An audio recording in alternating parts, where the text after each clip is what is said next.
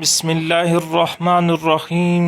السلام علیکم عزیز طلبہ جماعت نہم۔ عزیز طلبہ، بفضل خدا ہم نے سبق نمبر 1 جو کہ اخلاق نبوی صلی اللہ علیہ وآلہ وسلم کے حوالے سے ایک تفصیلی سبق تھا، وہ ہم نے مکمل کیا، وہ ہم نے پڑھا، سمجھا، سیکھا، اور یقیناً تمام طلباء نے اس کے متعلق دیے جانے والا جملہ مکمل کام آپ نے مکمل کر لیا ہوگا، تمام کام۔ آج سے ہم سبق نمبر 2 شروع کرتے ہیں، اور سبق نمبر 2 کی شروع کرنے سے قبل ہم اس سبق کے جو اسلام میں گداگری کی مذمت کے حوالے سے ہیں، اس کے ہم رائٹر جو مصنف ہیں، آتھر جو ہیں، اس کا تعارف دیکھیں گے۔ آج کے ہمارا جو عنوان ہے وہ ہے الطاف حسین علی کا تعارف۔ معذرت سے یہ ہماری ویڈیو نمبر لیکچر نمبر 8 ہے، اور اس کے بعد آنے والا جو لیکچر نمبر ہوگا وہ 9 ہوگا۔ غلطی سے یہ لیکچر نمبر 9 لکھا گیا ہے، اور جبکہ یہ لیکچر نمبر 8 ہے، ٹھیک ہے۔ تو چلیں ہم شروع کرتے ہیں، دیکھتے ہیں کہ الطاف حسین علی کا تعارف کیا ہے، وہ کون تھے۔ تو اس سے بھی پہلے ہم اس تعارف میں جو مشکل الفاظ کا استعمال ہوا ہے اس کو دیکھ لیتے ہیں، تاکہ متن کو، عبارت کو سمجھتے ہوئے مشکل پیش نہ آئے، اور ہم آسانی سے الطاف حسین علی کے متعلق جو معلومات ہیں وہ ہم ذہن نشین کر سکیں اور اسے سمجھ سکیں۔ تو عزیز طلبہ، سب سے پہلے ہم دیکھتے ہیں کہ خواجہ کا لفظ استعمال ہوا، جو کہ ان کا نام ہے خواجہ الطاف حسین علی۔ تو اس خواجہ کے بہت سارے معنی ہوتے ہیں، چند ایک معنی یہاں پہ لکھے ہیں۔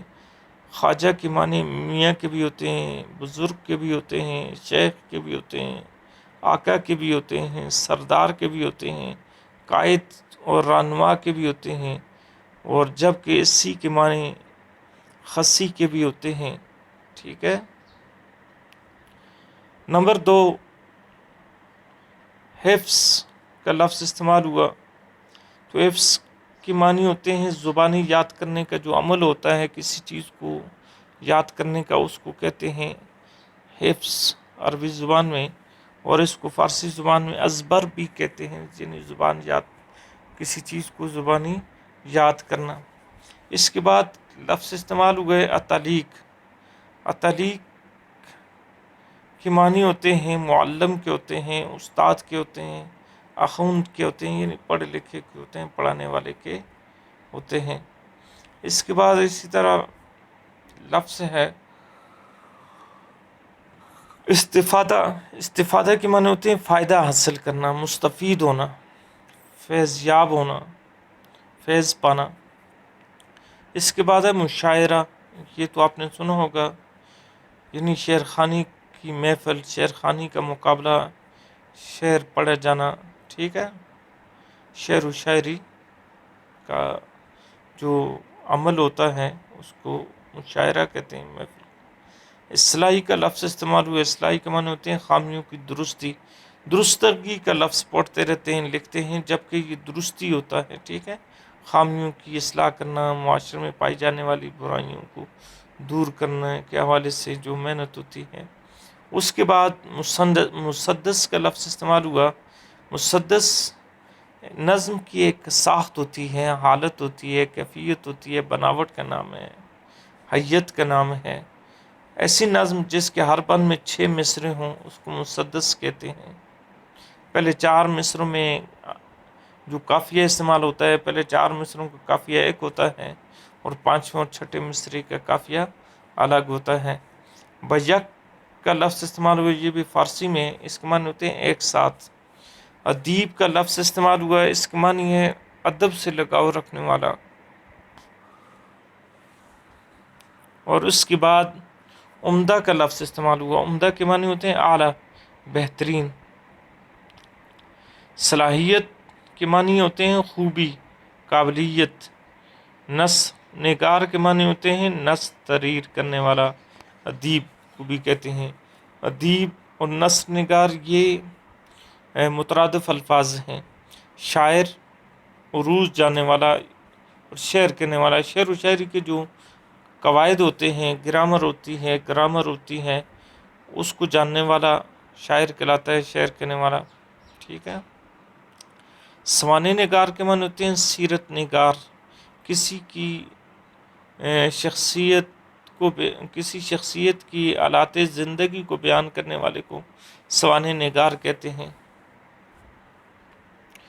اس کے بعد لفظ استعمال ہوا نقاد. نقاد کے معنی ہوتے ہیں نظم و نثر کو پرکھنے والا، اس کی جانچ پڑتال کرنے والا، اس کو دیکھنے والا، اس کی اچھائی اور برائی کو پرکھنے والا، جانچ پڑتال کرنے والا. ہم خیال ایک سوچ رکھنے والے کو کہتے ہیں. پرجوش کے معنی ہوتے ہیں سرگرم، جوشیلا، متحرک. مبلغ کے معنی ہوتے ہیں دوسرے کو کوئی چیز پہنچانا، یعنی تبلیغ کرنا. سلاست کے معنی ہوتے ہیں روانی پائی جانا، سادگی ہونا، صفائی ہونا، نرمی سے بات کرنا. منطقیت کے معنی ہوتے ہیں کوئی بھی تحریر لکھنا، وہ عقلی دلیلوں سے ثابت کرنے کا عمل کیا کہلاتا ہے، یعنی کوئی بھی بات عقلی دلائل سے ثابت کرنا. ٹھیک ہے. ایک ہوتے ہیں عقلی دلائل، ایک ہوتے ہیں نقلی، یعنی قرآن و حدیث سے ثابت کرنا، عقل سے ثابت کرنا. بساختگی کے معنی ہوتے ہیں فوراً، حاضر دماغی، بغیر سوچے سمجھے. اور برجستگی کے معنی میں آتا ہے مدعا. منفرد کے معنی ہوتے ہیں ایک، نمایاں. سنگ میل کے معنی ہوتے ہیں بنیاد رکھنا. وہ پتھر، سنگ کے معنی پتھر کے ہوتے ہیں، میل کے معنی ہوتے ہیں بنیاد. میلز جو سفر ہوتا ہے، کسی بھی سڑک یا راستے کے شروع میں لگایا جانے والا پتھر جو ہوتا ہے، جو اس بات کی اطلاع دے رہا ہوتا ہے کہ آگے کتنا سفر طے ہوا ہے پیچھے، اور آگے کتنا طے ہونے والا ہے، کتنا رہتا ہے سفر. کار فرما کے معنی ہوتے ہیں شامل ہونا. انشا پردازی کے معنی ہوتے ہیں لکھنے والا. اسلوب کے معنی طریقہ کار. درد مند کے معنی ہوتے ہیں ہمدرد. سلیس کے معنی آسان. شاہد کی جمع ہے جس کے معنی ہوتے ہیں گواہی دینے والا. ثبوت، دلائل، دلیل کی جمع. ٹھیک ہے. متانت کے معنی ہوتے ہیں وقار، سنجیدگی. دامن کے معنی ہوتے ہیں جولی. ہنگامے کے معنی ہوتے ہیں افراتفری، جنگ کی حالت، بدامنی کی حالت. شمولیت، شامل ہونا. اب ہم دیکھتے ہیں کہ الطاف حسین حالی کب پیدا ہوئے. 1837 میں ان کی پیدائش ہے. ولادت ہے، ولادت کے معنی پیدائش کے ہوتے ہیں. اور 1914 میں وفات پائی. اس سے پچھلے سبق میں ہم نے جو شبلی نعمانی تھے، وہ ان کی جو تاریخ وفات ہے وہ بھی 1914 ہے، یاد رکھیے گا. اور الطاف حسین علی کی بھی تاریخ وفات 1914 ہے. ٹھیک ہے. خواجہ الطاف حسین علی کہاں پیدا ہوئے؟ پانی پت میں پیدا ہوئے. ان کے والد کا نام خواجہ عزت بخش تھا. علی نے سب سے پہلے قرآن پاک حفظ کیا، ماشاءاللہ. اور ابتدائی تعلیم پانی پت ہی میں حاصل کی. یہ ہندوستان کا مشہور معروف شہر ہے، اتر پردیش کے اندر واقع ہے. اتر پردیش جو ریاست ہے، یہاں بڑی جنگیں ہوئی. یہ تاریخی حوالے سے بڑا مشہور معروف شہر ہے. انہوں نے مزید جو تعلیم ہے ابتدائی تعلیم کے بعد وہ دہلی سے حاصل کی. اور تعلیم حاصل کرنے کے بعد یہ نواب مصطفیٰ خان شیفتہ جو تھے، یہ غالب کے بڑے قریبی دوستوں میں سے تھے. تو ان کے بچوں کے استاد رہے، اتلیق رہے. شیفتہ کے علم و ادب سے انہوں نے بہت زیادہ، یہ شاعر بھی تھے، نواب بھی تھے، بڑے رئیس بھی تھے. تو شیفتہ کو علم و ادب سے بہت زیادہ محبت تھی، تو لہٰذا الطاف حسین علی ظاہر ان کے بچوں کے استاد تھے، تو ان کے پاس آنا جانا تھا، تو ان کے پاس اٹھک بیٹھک ہوتی تھی، تو لہٰذا انہوں نے نواب مصطفیٰ خان شیفتہ سے بھی علم و ادب کے حوالے سے بہت زیادہ فائدہ حاصل کیا۔ اور یہ نواب مصطفیٰ خان کیونکہ غالب کے شاگرد تھے، تو غالب اپنے وقت کا ایک مشہور و معروف شاعر گزرا ہے، انہوں نے محمد حسین آزاد کے ساتھ مل کر جدید مشاعروں کی بنیاد ڈالی۔ علی سر سید کی جو اصلاحی تحریک تھی، سر سید تحریک یا علی گڑھ تحریک، اس سے بہت زیادہ متاثر ہوئے، اور اس تحریک کے یہ بھی ایک پرجوش اور سرگرم رکن بن گئے، ممبر بن گئے۔ سر سید کی فرمائش پر انہوں نے اپنی مشہور نظم الطاف حسین علی نے مد و جزر اسلام، اسلام کے عروج و زوال کے حوالے سے لکھی، جو مسدس علی کے نام سے مشہور ہوئی، اور کیونکہ اس نظم کے ہر بند میں 6 مصرے پائے جاتے ہیں، تو اس لیے اس کو مسدس علی بھی کہا جاتا ہے۔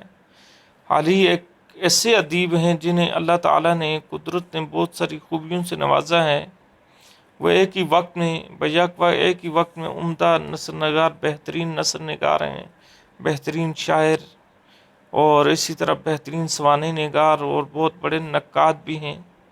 سر سید کے یہ ہم خیال تھے، سر سید نے بھی جو تحریک شروع کی لوگوں کی اصلاح کے لیے، مسلمانوں کی اصلاح کی حوالے سے بڑا کردار ادا کیا، تو لہٰذا انہوں نے بھی اسی تحریک میں شامل ہوتے ہوئے اس تحریک کے پرجوش مبلغ تھے، تبلیغ کرنے والے تھے۔